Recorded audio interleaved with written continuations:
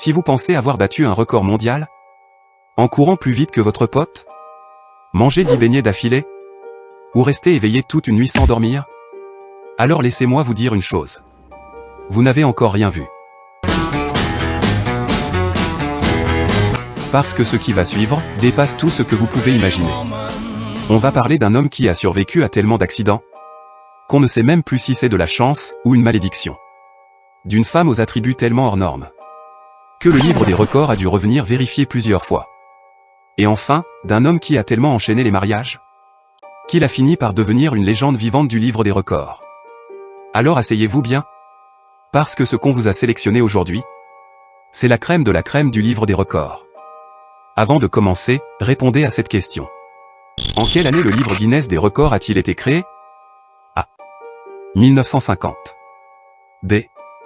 1954. C.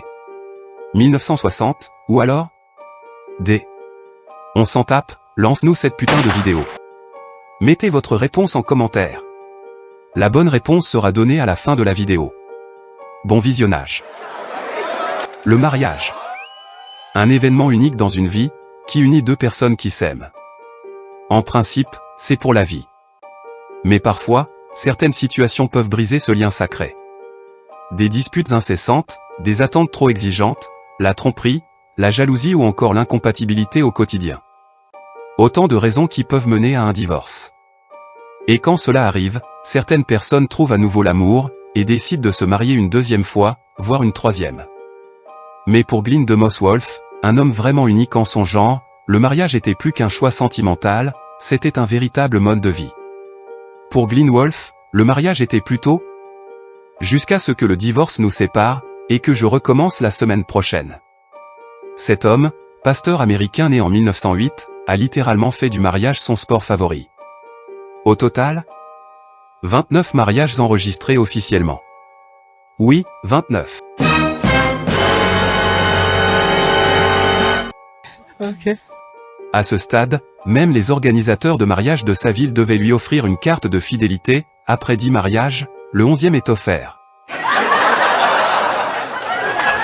Ces unions étaient parfois très courtes, certaines ne dépassant même pas quelques semaines.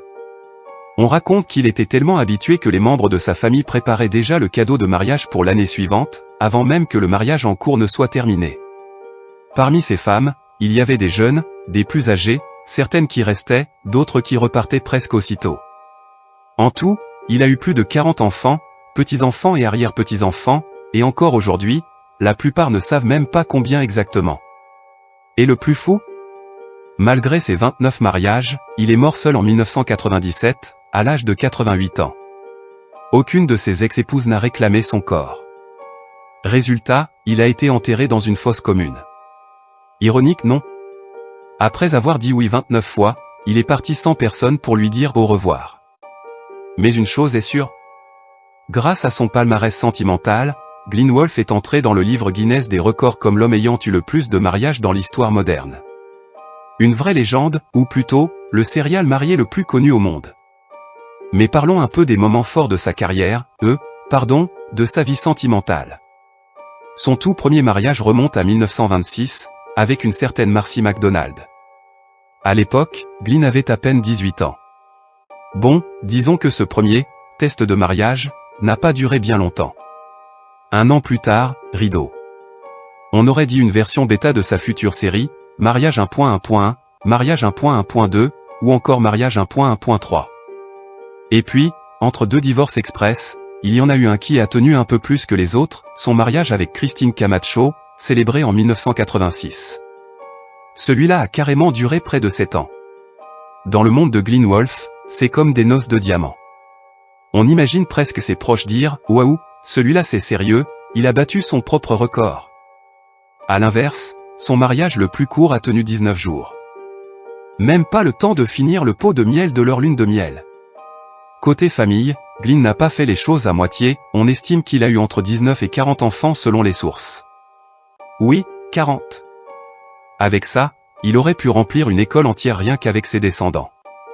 Par contre, impossible de dire avec quelle épouse il en a eu le plus, disons que c'était un travail d'équipe. Enfin, son dernier mariage reste mythique. En 1996, à Quartzsite en Arizona, il épouse Linda Essex Wolf, elle-même déjà connue pour être la femme la plus mariée au monde, 23 fois. Imaginez, le Guinness Book avait trouvé son couple parfait. Malheureusement, ce dernier ne dura pas bien longtemps, car Glynn décède en 1997, laissant son record imbattable à ce jour. Finalement, Glynn nous laisse une leçon. Peu importe le nombre d'échecs, il y a toujours une nouvelle chance, ou dans notre cas, un nouveau oui. Annie Hawkins. Une femme pas comme les autres, mystérieuse et fascinante. Connue pour son travail d'actrice dans le monde du divertissement, elle a généré des millions de dollars grâce à sa carrière, une vraie réussite financière qui attire l'attention. Mais ce n'est pas seulement l'argent qui la rend exceptionnelle, c'est aussi sa capacité à se démarquer, à se construire un personnage unique et à transformer chaque opportunité en un vrai spectacle. Mais ce n'est pas seulement sa carrière qui fait tout son charisme. Derrière les efforts qu'elle a fournis pour se construire et devenir une femme reconnue, Annie a aussi été sacrément gâtée par la nature. Oui, vous l'aurez deviné, Annie détient les plus gros projecteurs du monde, un modèle de soutien qu'on ne trouve pas dans le commerce. Ces atouts uniques ne sont pas juste impressionnants pour les yeux, ils ont littéralement ouvert des portes là où personne ne les attendait. Imaginez un peu, chaque apparition d'Annie attire les regards, non seulement pour son talent, mais aussi pour ce qui fait d'elle une véritable icône visuelle. Ses ballons, coussins et mélons légendaires lui ont permis de transformer ce qui aurait pu être un simple trait physique en une véritable marque de fabrique. Les opportunités sont venues frapper à sa porte, des contrats aux apparitions médiatiques, et même des collaborations avec des marques et émissions qui cherchaient l'originalité à l'état pur. Mais au-delà de l'effet spectaculaire, ce qui fascine vraiment, c'est la manière dont Annie a su tirer parti de sa différence, en faisant non pas un simple gimmick, mais un vrai moteur de sa carrière et de sa réputation. Pour autant, tout n'a pas été facile pour Annie. Derrière les projecteurs et les smiles des caméras, la vie quotidienne réserve des défis. Et pas des moindres. Porter ses propres melons chaque jour n'est pas une mince affaire. Se pencher, courir, monter des escaliers. Chaque mouvement devient un petit exploit olympique.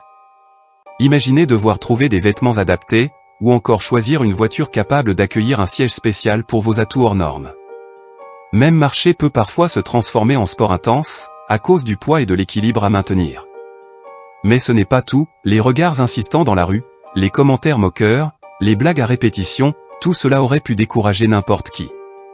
Et pourtant, Annie a appris à vivre avec son corps unique, à faire preuve d'humour face aux critiques, et surtout à ne jamais laisser personne dicter sa valeur. Avec le temps, elle a transformé ses difficultés en un vrai moteur. Ses atouts qui semblaient être un poids sont devenus sa marque de fabrique, son identité publique, et surtout un symbole de force et d'originalité. Annie a écrit son nom dans l'histoire, un nom qui ne pourra jamais être facilement remplacé. Son nom figure aujourd'hui dans le Guinness World Record, gravé pour l'éternité comme détentrice des plus gros projecteurs naturels du monde. Un nom écrit dans l'histoire, qui ne pourra jamais être facilement remplacé, et une preuve vivante que l'on peut transformer ses différences en puissance et ses moqueries en inspiration. Il existe un homme dont la chance est tellement étrange, qu'on ne sait jamais si c'est de la chance ou de la malchance. Avant de commencer, il faut préciser que cet exploit n'est pas officiellement reconnu par le Guinness World Record.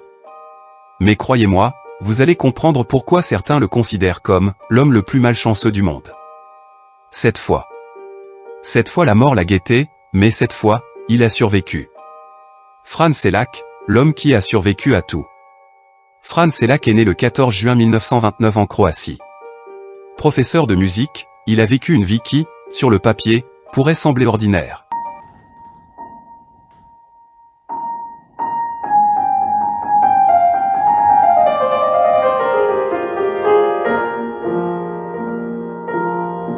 Il s'est marié, il a eu des enfants, il a enseigné. Mais ce qui rend son histoire unique, ce sont les moments incroyables où la mort a croisé son chemin.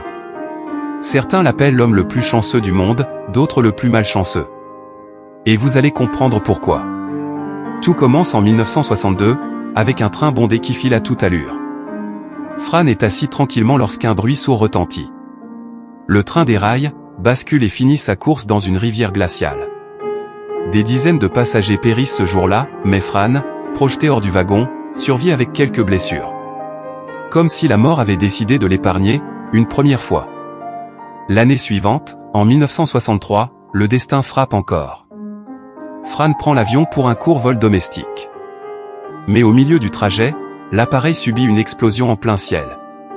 Imaginez la scène. Le chaos, les flammes, les passagers criant. Fran est aspiré à l'extérieur. La chute aurait dû être fatale. Et pourtant, il s'écrase dans une botte de foin. Incroyable, mais vrai. 3 ans plus tard, en 1966, il monte dans un bus de campagne. Le véhicule, déjà vétuste, dérape sur une route glissante et tombe dans un ravin. Plusieurs passagers sont grièvement blessés. Fran, lui, est projeté en contrebas mais ressort couvert de boue, le souffle court, mais vivant. 3 fois sauvé. Puis vient 1970. Fran conduit sa voiture quand soudain, le moteur s'embrase. En quelques secondes, les flammes envahissent l'habitacle. Il réussit à briser la portière et à s'éjecter avant que le véhicule n'explose. On pourrait croire que cela n'arrive qu'une fois, mais non. En 1973, à bord d'une autre voiture, l'histoire se répète. Cette fois-ci, c'est le réservoir qui explose alors qu'il est stationné. Encore une fois, il échappe de justesse. On pourrait presque croire que ces voitures étaient livrées avec une option autodestruction intégrée.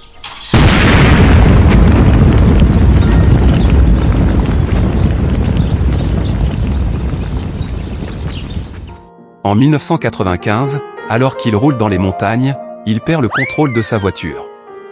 Le véhicule bascule dans le vide, dégringole sur plusieurs dizaines de mètres, mais Fran est éjecté par la portière avant que l'auto n'explose au fond du ravin.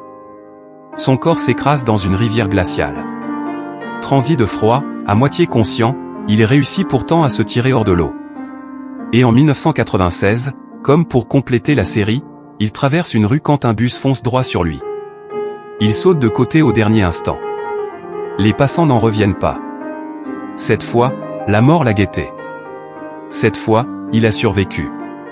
Et puis, la malchance frappa à sa porte une dernière fois. Fran eut peur, il se dit. Et si cette fois, c'était la fois de trop? Mais non. Elle n'était pas venue pour l'emporter, seulement pour lui remettre son salaire, gagné au mérite après toutes ces années de service. En 2003, il décrocha environ $1 million à la loterie. Comme si le destin avait décidé de solder tous ses malheurs en un seul chèque. Ironique, non? Après avoir survécu à des trains, des avions, des bus et même des voitures explosives, c'est finalement la chance qui, pour une fois, lui serra la main. Alors voilà. Cette fois la mort a frappé à sa porte, cette fois il a survécu.